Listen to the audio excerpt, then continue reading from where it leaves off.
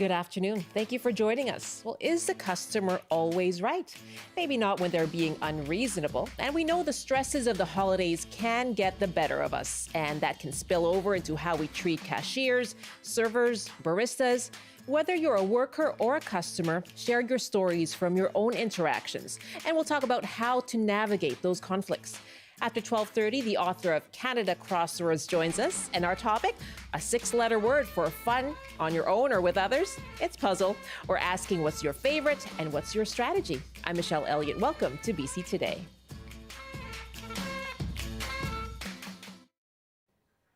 Thank you for joining us on CBC Radio 1, live streaming on the CBC News app and cbc.ca/BC. You can watch us on YouTube as well. Just search for CBC Vancouver. Well, yes, those who have worked in customer service know all too well the stress of dealing with difficult customers. And some businesses say during the holidays, that rude behavior can even turn into aggression. Over at Montpitou Cafe in Vancouver's Fairview neighborhood, staff are trained to stand up for themselves when faced with disrespect. Triet Duong is a co-owner. Obviously, around this time of year, the holidays, a lot of people might be in a rush, or they might get a little bit antsy because of the crowding or because there's a wait. So depending on the day, for example, on Friday, we had a guest who was disrespectful towards one of our baristas because his coffee took 3 minutes. So with his tone and his aggression, the barista had the full confidence to ask him to leave because he was not talking to her and talking to her in a respectful manner, which is a requirement for us with guests. So one of the training that we do touches on self-confidence. So it's about your self-composure, eye contact, knowing what our rules and policies are to communicate it clearly. So often for a new hire, they go through a lot of role playing. So either myself or another manager, we would role play scenarios with the employee so that they can be confident with how they talk about our policies if it comes to a rainy day scenario. So that aspect's really important. The other aspect is whenever we talk about our team members, we put them first because we understand that success starts with the people. So we have to invest into our frontline workers who are our baristas, our servers, so they know that we support them if a guest is not conducting themselves in a respectful manner, whether it be touching them inappropriately or talking to them in an aggressive attitude. They know that we don't support that, so they know that they can have the full authority to act accordingly. Think that small businesses should take the same approach because the example that I often give to new hires is that at a bigger block cafe chain, they're still profiting if they're remaking a drink 5 times, 10 times. For a small business like this, we actually take the new hire around and we say that everything you touch, everything you see here comes from Jesse and I's savings. We're here every day. We're not some rich CEO that lives seaside in California. So we want them to have that consciousness and awareness when it comes to de-escalating these situations and knowing that we do keep our customer experience high, but there's a smarter way to do it that doesn't involve being a punching bag. That's Triet Duong, the co-owner of Montpitou Cafe in Vancouver's Fairview neighborhood. We are taking your calls on this. So what are your own stories from shops, cafes, restaurants? What's the mood like right now? Is it decidedly not the holiday spirit? How do you handle a stressful situation if you're an employee, a front-of-line staff member? And if you're a customer too, how do you navigate that? And how do you manage your own holiday stress to ensure that you're treating people with respect? We want to hear from workers and customers alike. You can call us 1-800-825-5950, 604-669-3733, and you can hit pound 690 on your cell phone. You can email bctoday@cbc.ca. I have 2 guests with me for this conversation. Maggie Campbell is a partner with Roper Grail, a workplace law firm, and David Walker is an assistant professor in the Faculty of Management at UBC Okanagan. Good afternoon. Thanks to both of you for joining us. Thank you for having me, Michelle. Yeah, my pleasure to be here. It's good to have you with us. Maggie, you heard Triet Duong there talk about, we have your back. We empower our staff members to be able to stand up for themselves. What is the responsibility of employers and business owners to make sure that their workers are respected by customers? Yeah, it's a great question, Michelle. So in BC, workplace bullying and harassment and violence, it's treated as an occupational health and safety matter. The idea is that everybody should be able to go to work and work in a respectful workplace environment and not be subjected to bullying and harassment and violence. So this is actually a matter that's regulated by WorkSafe BC. WorkSafe BC has two key requirements for all employers in the province. The first is that they prevent this kind of conduct, or they take steps to try to prevent this kind of conduct, so prevention. And then the second is that they address this kind of conduct when it arises in the workplace. So it's treated as an occupational health and safety matter, and all employers in BC are expected to take steps to both prevent and address bullying, harassment, and violence. And David, what do you make of that sentiment that the holidays are a particularly, dicey time for that kind of treatment? I look at it from a couple of different perspectives. One being that we need to recognize that people only have a certain capacity to deal with the stresses and things that they encounter in their lives. And so when we add things like the holiday onto it, it gets harder for people to be nicer because they have so much going on. That's not to say that that excuses them, but it's something that we need to recognize in these situations. Have things gotten worse? What do you think, David? Yeah, personally, I think they certainly have. And when we look at it from a research perspective, I think we're also seeing that it's increasing. But we're also seeing that it's something that society is paying much more attention to. So I think it's increasing from two perspectives. One, that it's likely happening more, and two, it's also being reported more. And when we look at things like the policies that WorkSafe BC has, it's starting to be recognized that it's something that employees can report. And Maggie, you talked about the responsibility of the employer to prevent this behavior, but also to be able to deal with it when it arises. I often think of that as, among colleagues or coworkers or with bosses. What happens when it's a customer? Well, and WorkSafe BC treats that as the same. So, like I said, the idea is that everybody should be able to go to work and work in a respectful environment. Now, for a lot of the people, when you go to work, you're really only interacting with your coworkers, and so that requirement to address bullying and harassment is going to be, amongst workers in the same workplace. But for a lot of workers, and we've heard, from a hospitality environment, but also retail, food and beverage, they're going to be spending a large part of their day interacting with third parties. And so that requirement for employers to take steps to prevent workplace bullying and harassment and violence, it applies to third parties too. Obviously, that's going to be harder for employers to control. They don't have direct control over customers who are coming in. But they are still expected to take steps to have policies to address it, to do things like risk assessments, and to take steps to ask a customer to leave, or other interventions in order to keep their workers safe and protected against bullying and harassment and violence to the extent that they can. What's the general line? What can constitute harassment then if someone is being rude?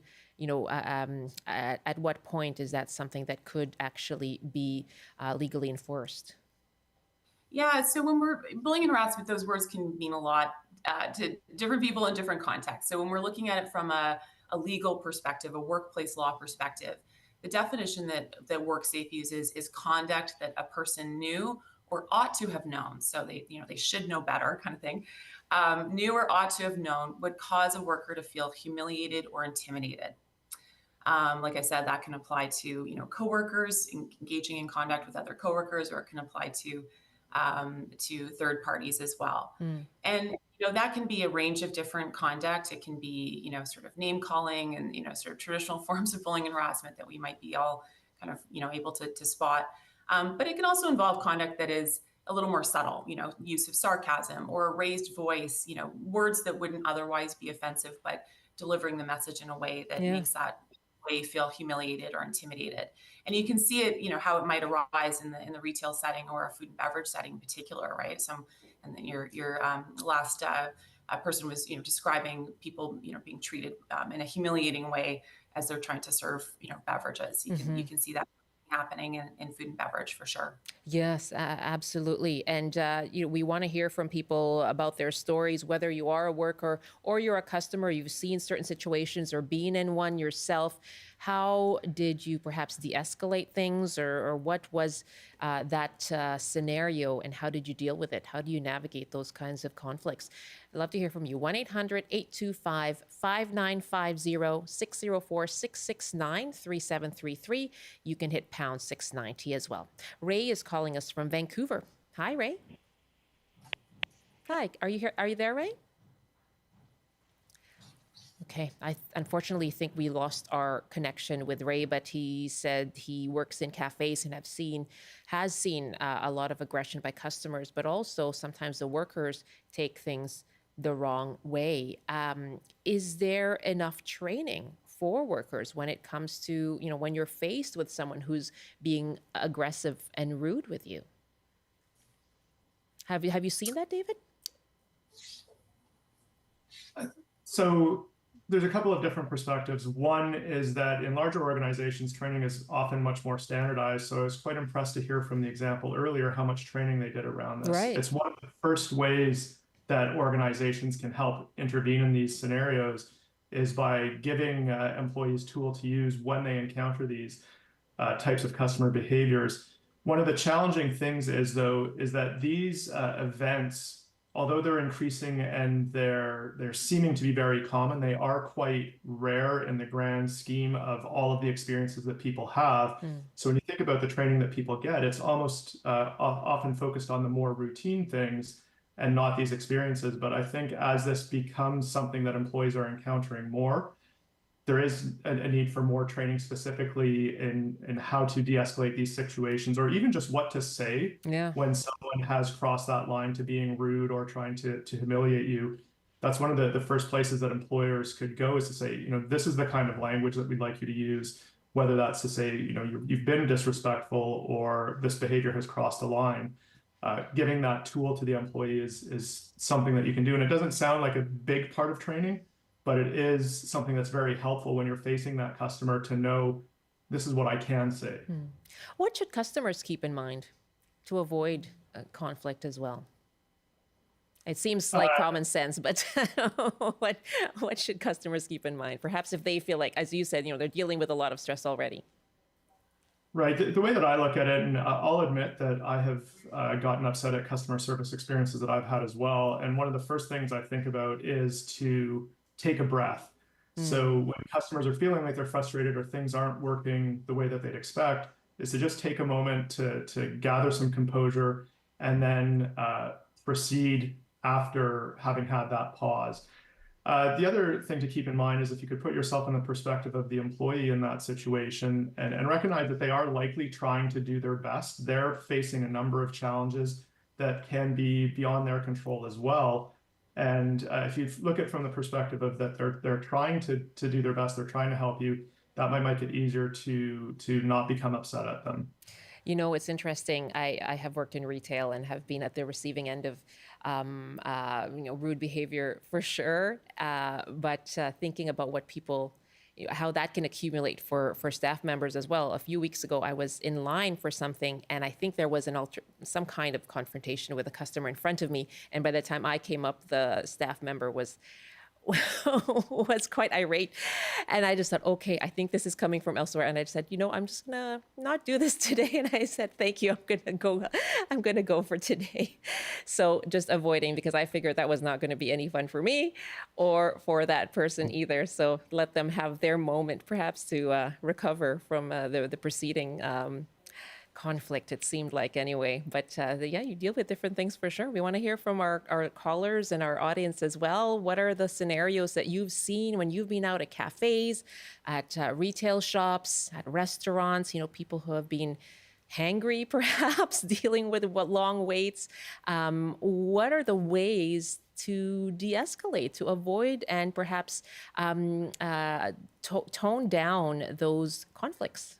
Give us a call, 1-800-825-5950, 604-669-3733. You can hit pound 690 as well.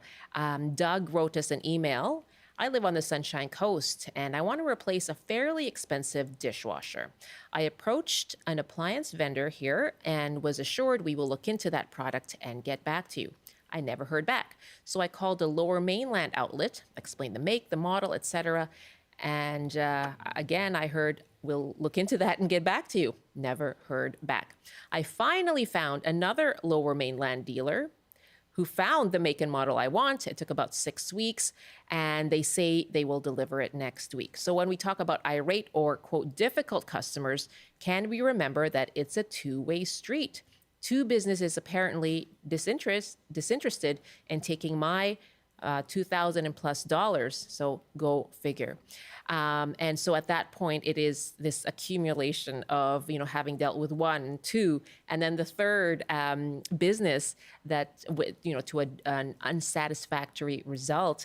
Can I ask you, Maggie and David, when there seems to be this series of frustrations, what can be done about that? I guess a person can, as you said, David, take a moment, take a beat, but when it does seem like a very frustrating process, what's the onus on the employer to try and mitigate that for the customer, Maggie?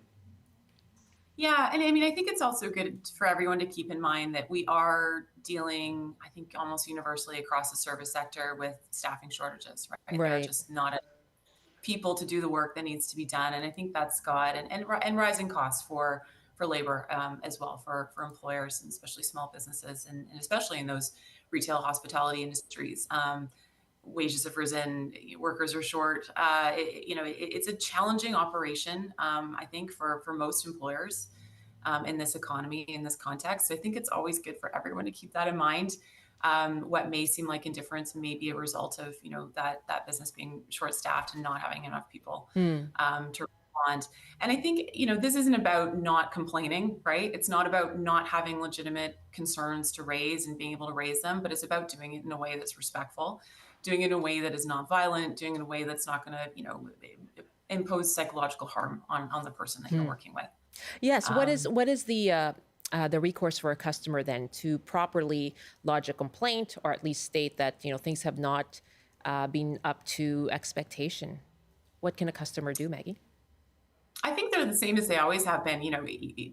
State your concerns respectfully. Take it up the level to the manager or the owner if that's appropriate. I don't think there's any reason not to do that. It's just about engaging in a civil discourse in a way that you would want to be spoken to yourself, and making sure that the employee that's serving you isn't being treated to conduct that you wouldn't want to be treated to yourself. That's important to remember. And David, what is your advice then for customers and workers as we get further into the holiday season and up to Boxing Day even? So I look at it from a similar perspective to Maggie, where one of the things that I've used to approach these situations when I've had what's known as service failures is to ask the employee if they're able to help me or if they can solve a problem, and put it into a situation where they're able to use their creativity to work through that problem that you're having. But I do recognize from the writer's perspective that it is hard when we're having to go multiple times to an organization. So when I look at it from the perspective of the organizations, one of the things that I think they need to start thinking about more in these situations is how to make it easy for customers. So there's this concept of customer frustration, like having to encounter that same problem over and over, or talk to three people.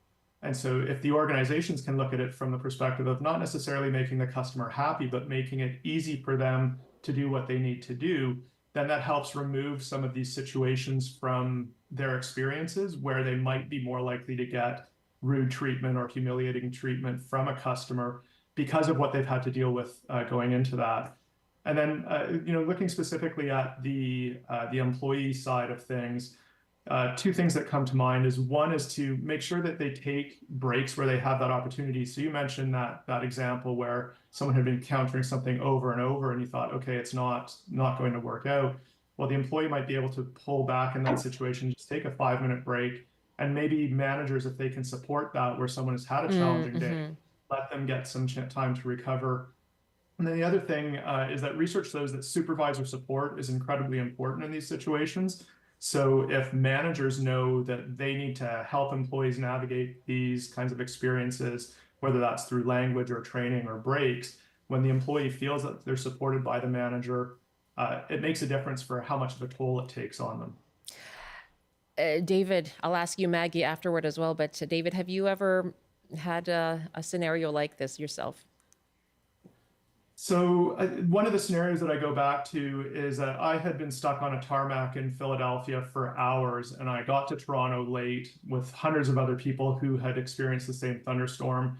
And the customers in front of me over and over and over were taking out frustration on the service agent, trying to get home to wherever they were going. And I had gotten, I was frustrated too, but I got to the counter and I just said, very calmly, taking a step back, saying, can you help me in this situation? I recognize that you've had a difficult experience.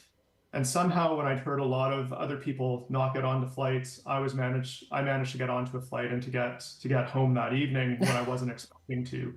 And so that was a really eye-opening experience to say, if I can approach these situations with some patience and maybe look a little different than how people are acting in that situation, you might put the employee in a place where they can do their job and they're much more willing to help you. Yeah, and I think that's important that you acknowledged how difficult it might be for them. I think that little bit of empathy probably went a long way. What about you, Maggie? And you personally, have you been through something like this? I'm sure you have. And I was reminded of my work experiences by you describing how you used to work in hospitality or retail, and I did as well. Yeah, I did as well. I worked in restaurants when I was younger. I think that's a really valuable experience. I draw on that regularly to remember how stressful it can be. How that person helping you may not be doing a great job for a variety of reasons, but they're likely doing their best under high pressure, difficult circumstances. So I try to draw on that personal experience. I remembered there was a case recently out of the United States where a customer was sentenced for assault for throwing, I think it was a burrito bowl at an employee's face in an interaction that went wrong. And part of her sentencing was actually that she worked 2 months in a fast food work environment. Right, I heard about this. Seinfeld episode, but I think that really kind of recognizes that again, try to put yourself in this employee's shoes. Remember what it was like if you work those jobs yourself. Take that deep breath, and I think, as David described, try to communicate your needs and your feelings or your frustrations in a respectful way. You're going to get much farther ahead that way than just escalating. Yeah, it's a good point. And also, I was thinking about that story in particular. People were saying online, was it a burrito? Was it that same burrito place where she was going to have to work at? But Yeah. I was thinking about how, David, when you went up there, it might have also provided an example for other people. Because I know when you're kind of in a group and everyone's frustrated, and then people, start to act in the same way. But then when one person sort of deviates and says maybe has a kinder, softer approach, then that sort of forces other people to take a breath, perhaps. So hopefully that happens this holiday season. Thank you so much to both of you for giving us some context on this. My pleasure. Thank you so much for having me. Take care. All the best. Thank you very much. Maggie Campbell is a partner with Roper Grail, and that's a workplace law firm. David Walker is assistant professor in the Faculty of Management at UBC Okanagan. It's 12:30 now, 1:30 in the Mountain Time Zone. You're with BC Today here on CBC. We're on Radio 1 and live streaming as well on the CBC News app and on YouTube. CBC Vancouver is where you can find us. And coming up in our next half hour, we do want to hear from you on your favorite puzzles, whether they be word puzzles, do you do Wordle once a day, crossword puzzles, and even jigsaw puzzles. You know, we're heading into that time as well when you can cozy up and do a puzzle at home. Let us know what are your favorites and what are your strategies. That's coming up after the CBC News Update with Robert Zimmerman. Good afternoon. Police say a man was arrested and released after allegedly bringing a gun into a Vancouver courtroom this past Friday. The incident involved the trial of Ibrahim Ali, who was convicted of sexually assaulting and killing a 13-year-old girl in Burnaby 6 years ago. Details can't be released due to a publication ban. BC's Police Oversight Agency has been called in after RCMP in Kitimat say its officers confronted and shot a man who has minor injuries. Police say they tried to stop a vehicle that had been stolen in nearby Terrace yesterday, but the driver took off and police didn't pursue. About an hour later, police say they had a report of the same vehicle driving on a sidewalk near a school, forcing a woman with a baby stroller to get out of the way. And the Vancouver Police Department will begin a pilot project next month that will see about 80 frontline officers wear body cams while on duty. The video collected will be deleted 13 months after it's taken. And now taking a look at the forecast, wind warnings are in place for Haida Gwaii as well as the north and central coast. Highs to 4 degrees this afternoon with increasing cloudiness in the Peace. In the central interior, cloudy with a high of 0. Highs to 2 with a mix of sun and cloud in the Kootenays. In the southern interior, cloudy with a high of 2 as well. And for Metro Vancouver, Greater Victoria and the Fraser Valley, clearing late this afternoon with highs around 7. I'll have more local news at the top of the hour. Now back to Michelle with BC Today. We were talking about customer service run-ins and disrespect. Sure. Any experiences yourself? Well, I was a waiter / bartender for many years, Yeah. a bad one.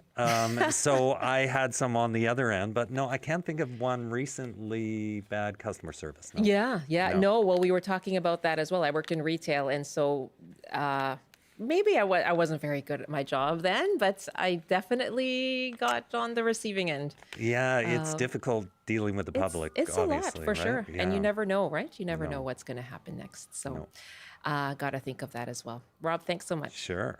That's Rob Zimmerman in the CBC Vancouver newsroom. It's 12:33, 1:33 in the Mountain Time Zone. Well, Ottawa has announced details of its national dental care program, and it will be rolled out starting next year, completed in 2025.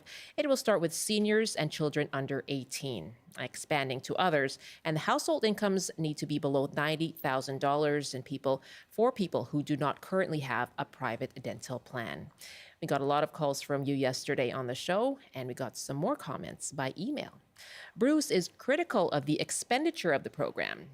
He writes, the inflation that we are experiencing is because of Justin Trudeau's spending sprees. He's not facing reality. Trudeau is exposing us to risk by borrowing against a future economy that can't make payments in the coming world depression. Doug writes from Campbell River, as a low-income senior, I have a federal dental plan and pay a monthly premium that is taken off my small pension.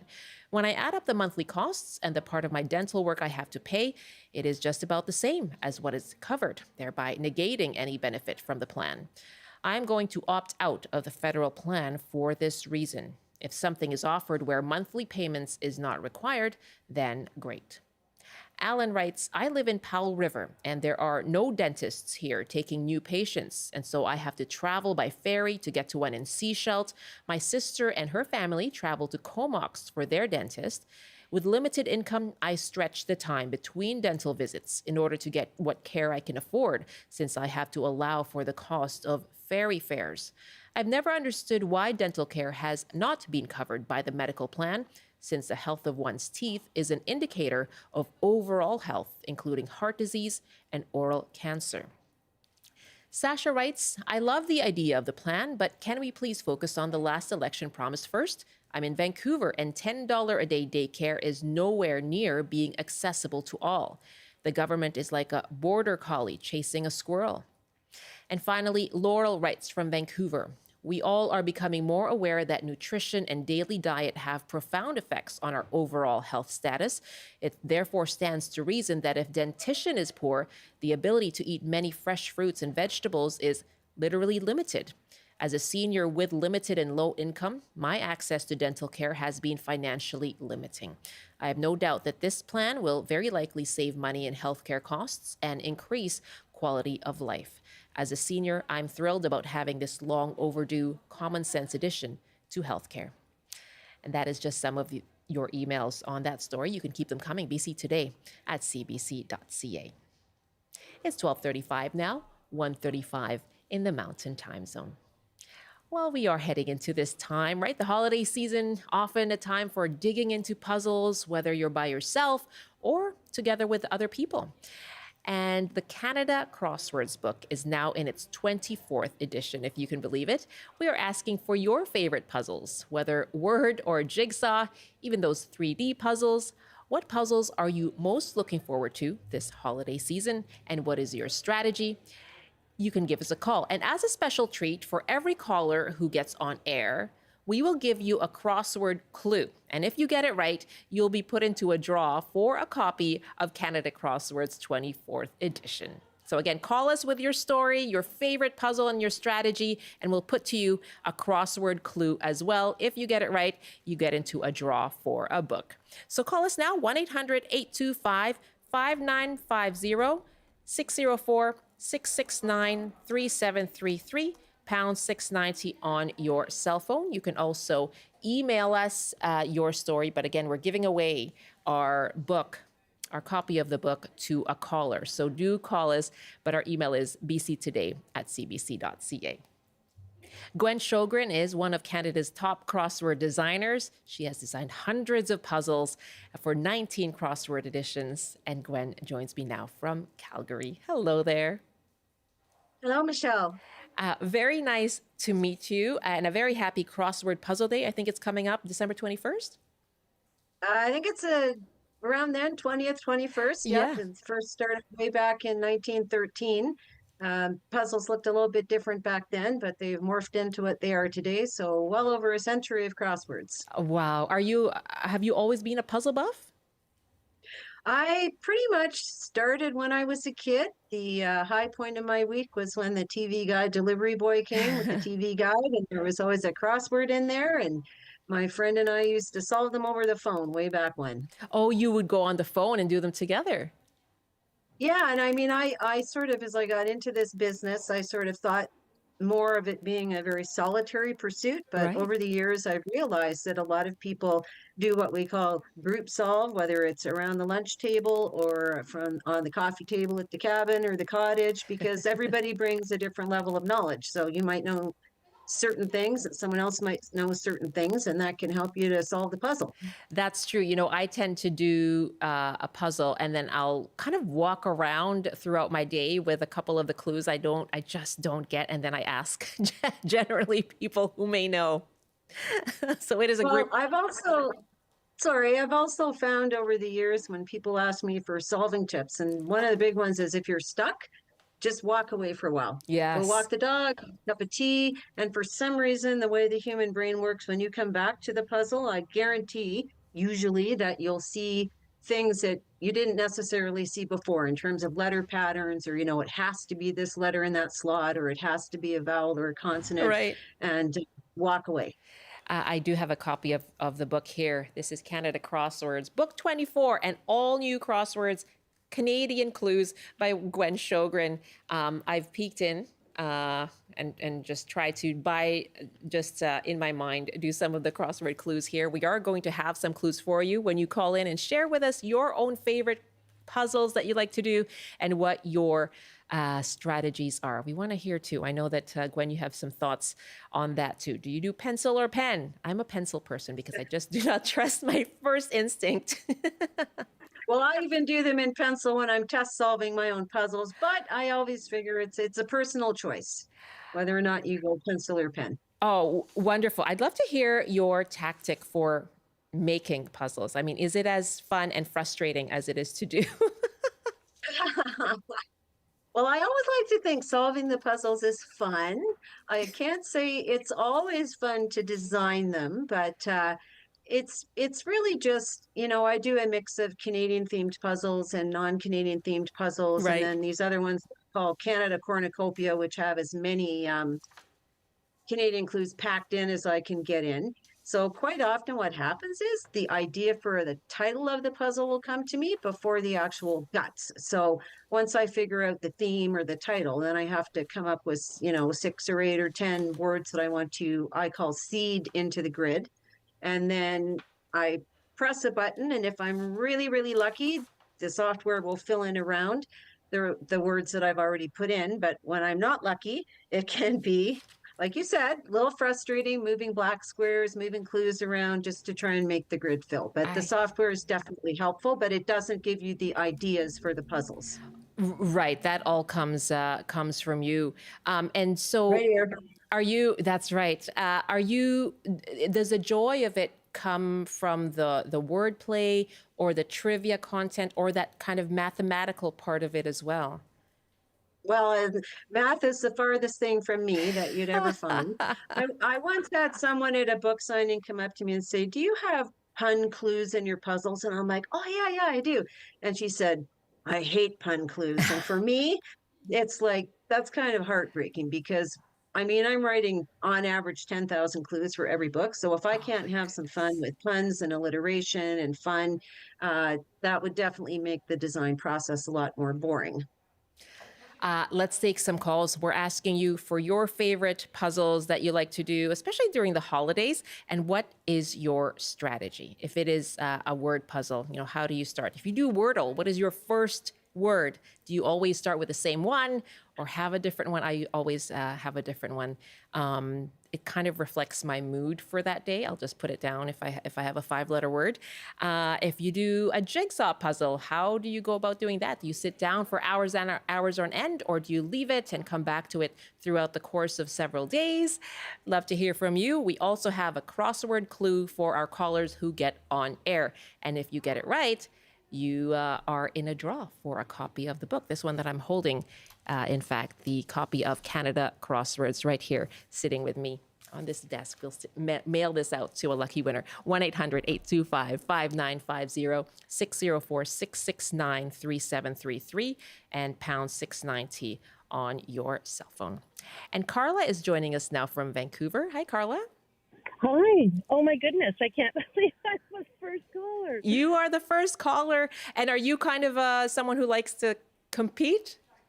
Oh, compete. Well, I guess a little. Well, I used to. I used to get together with a core group of kids, people we were a lot younger at that time, but at morning coffee at the round table at one of my haunts, the Rosini's, Gastown, or actually Kitsilano. Right. And we'd have coffee and do crosswords, New York Times in pen. And I did have a little bit of competition with my friend Mouse. And so I love puzzles and word games of all kinds. What is it that you love about them? Well, I'm just a bit of a word nerd, I think. Yeah. Language is a huge part of my life. I love languages, and I can get by in a few of them. And I just, ever since high school, I took Latin in high school, so words, and then I went into a bit of a paramedical field. So Latin really came in handy, and I just love words. So you are someone who appreciates the pun clues that Gwen puts together. I love puns. See, there you go, Gwen. You can be heartened now. Yes, so. Okay, and are you doing a puzzle this holiday season? Well, I do the New York Times every week, and I like to be challenged, so I start like Wednesdays and go through to Sunday. And my family, I get together in the Okanagan with my brother and his family, and we always have a Christmas puzzle down in the den. And it's usually my niece and I that kind of focus in, but over the period of the days we're up there having holiday together, nice. We do the puzzle, usually starting on the outside. Aha. See, I'm do them by chunk. And work your way left. Sure. Once you get on your way. Once you've got your border. Okay, Carla, are you ready for your crossword clue? I am. I hope. I'm not great at Canadian pop trivia right now, but give it a go. Okay, and this is from. Go ahead, Gwen. Am I reading it, Michelle, or Would you are like to read reading it? number one? You can go ahead. You're the Okay. originator of these, so go ahead. Okay, Number so one, this please. this is Carla, right? Yes, Yes. it is. Okay. All right. So this is from O Canada Crosswords 24, a puzzle called They Made History, which is about firsts for Canadian men. So your answer is going to have 7 letters. It's one word. And the clue is Frederick, who is the first Canadian man to win a Nobel Prize. Frederick, 7 letters. Frederick. 7 letters. I love how excited she is. And you know, I'm That's drawing awesome. a blank, but I have a feeling it. Oh, Bantam. No, no. You're very close. Oh my God. Very close. 7 letters. 7 letters. So what you just said, I think, is a little bit fewer. Oh, it is. So Oh. think of what you just said.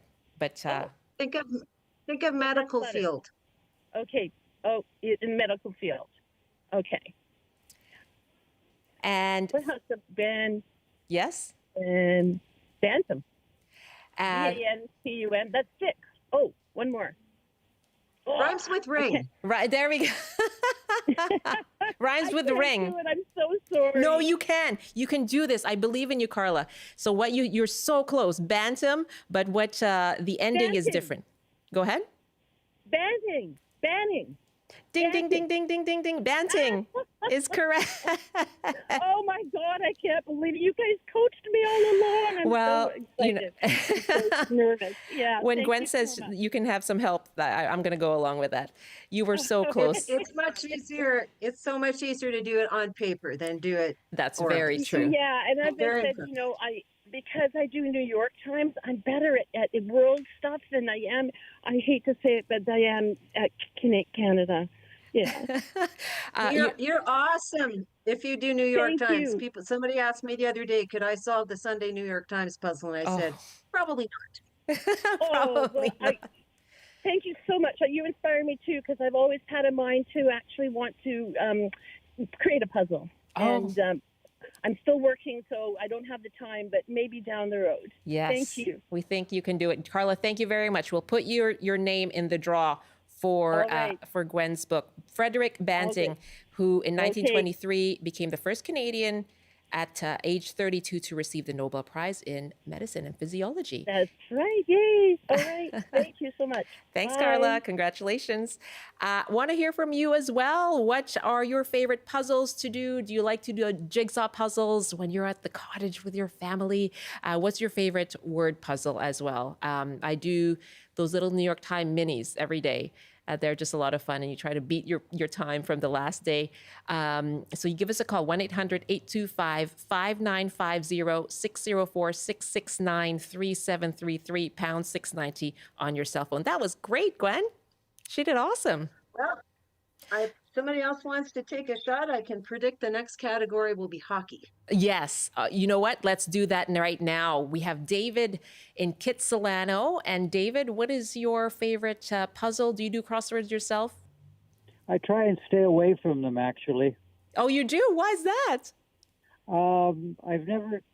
I read a lot. I could probably do them, but I just don't have the patience. Uh-huh. Okay. But the story I wanted to tell you about crosswords, though, was for many years I was a prop master in the film business here in town. And one of our jobs as props people were to carry those damn chairs around, director's chairs with chair bags on them. And on one film I worked on, there was a requirement that so-and-so wished to have the New York Times in his chair bag every morning. So we made that happen. And in the evening, I would pick up the chairs, take out the newspaper and throw it away, and then put a new one in the next morning. One day, after about a week, I took a look at this, and he had been doing the crossword puzzles religiously every morning, as soon as with a cup of coffee. And I took a look at it, and it was totally wrong. There wasn't one right answer on it. and he Maybe you finished should do them then. he finished them up in like minutes, and everybody would watch this and go, wow, he's really clever. and apparently he was trying to make a move on one of the co-stars and sat in a chair beside him. Oh, dear. And impressed her about how quick he could. But everything was wrong. anyway, I like how you're not spilling the beans on the name as well. I mean, you could give us a crossword clue, but let's maybe not do that. So there you go. That's a great story. David, thank you very much. Are you ready for your clue? Sure. Okay, and as you heard, Gwen said the category is hockey. Gwen, take it away. All right, so your answer is going to be 7 letters, 1 word, and the clue is Wayne, who was the first NHLer to score 50 goals in the fewest number of games. Oh, no idea. Yeah. Oh dear, are you sure? Hockey, Wayne, NHLer, who scored 50. Gretzky? Say it again. Gretzky? Yeah. Not bad at all. Very good. There you go. You had it. I didn't know if it was 7 or not. Obviously the clue is 7, but there you go. David, Sure. see, there you go. You may actually have a chance at doing a crossword. See, not so bad. Thanks so much for the call. Okay. You bet. Thank you. Bye. Thanks very much. Your name is now in the draw for the book. Thanks for the call. Good luck to you. Katie is up next in Princeton. We're asking you for your favorite puzzles. What are your favorite puzzles and what is your strategy? Any stories that you have to do with crossword puzzles as well? Love to hear from you.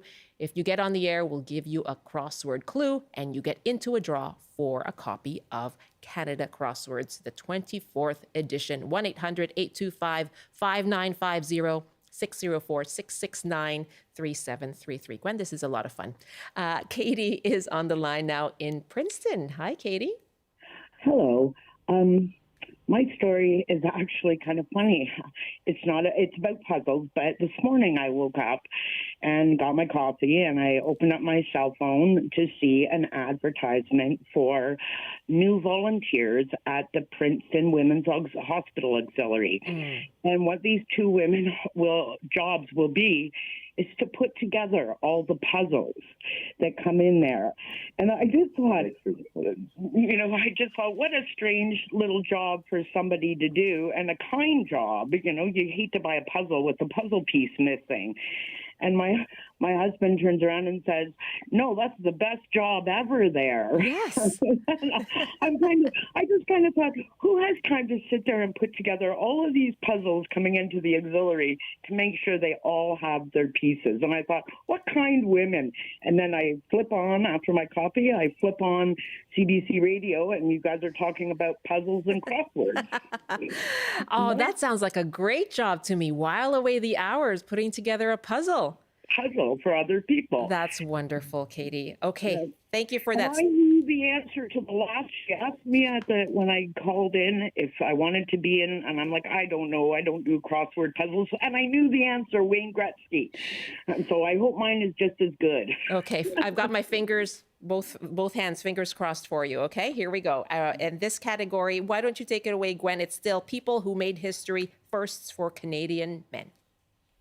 Well, actually, I thought I might switch it up and go to first for Canadian women because there's another puzzle on them. So let's try an answer that is 5 letters, 1 word.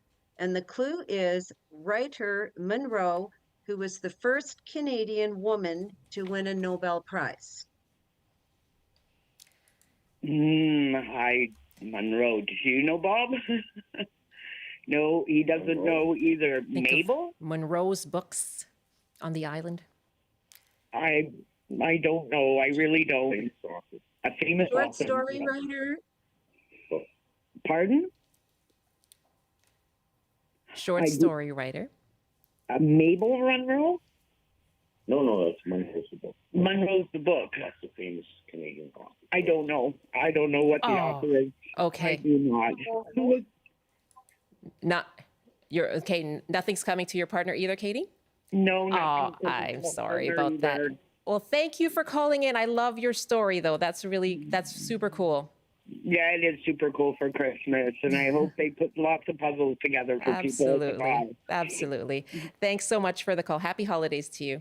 Happy holidays to you. Shall we give Gwen this clue then to our next caller? Let's hear from Elizabeth in Langley. Hi, Elizabeth. Tell us your story first. Oh, I'm so excited because I know the answer. But my story is during COVID, my family is puzzlers, especially my husband. I'm the least, but now since COVID, we turned Scrabble into happy hour because it was a little healthier.